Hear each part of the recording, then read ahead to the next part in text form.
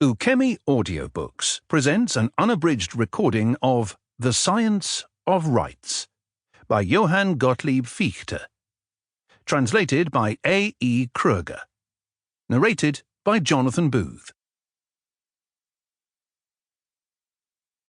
Introduction. 1. How a real philosophical science is distinguished from a mere formula philosophy.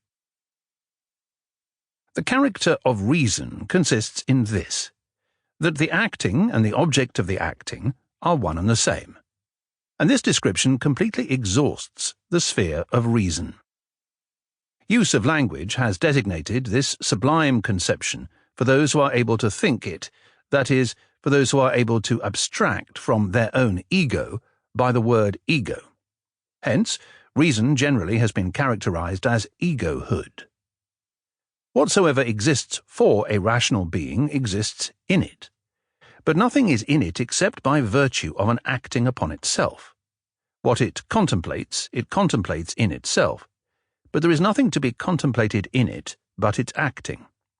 And the ego itself is nothing but an acting upon itself. To enter into explanations about this matter is not worth while. This insight is the exclusive condition of all philosophizing. And unless a person has attained this insight, he is not yet ripe for philosophy.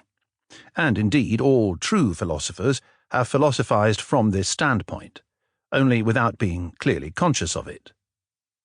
This inner acting of the rational being occurs either necessarily or through freedom.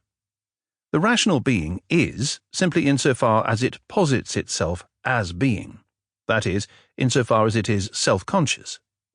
All being, that of the ego as well as that of the non-ego, is a determined modification of consciousness, and without consciousness there is no being.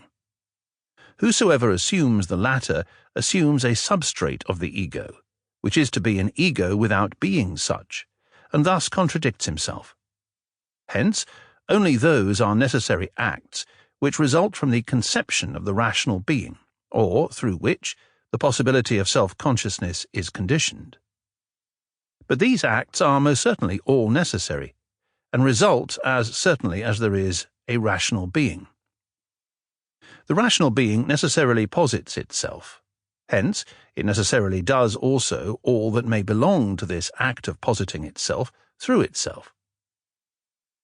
The rational being in acting does not become conscious of its acting, since itself is its acting, and nothing more.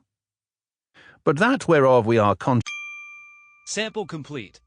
Ready to continue?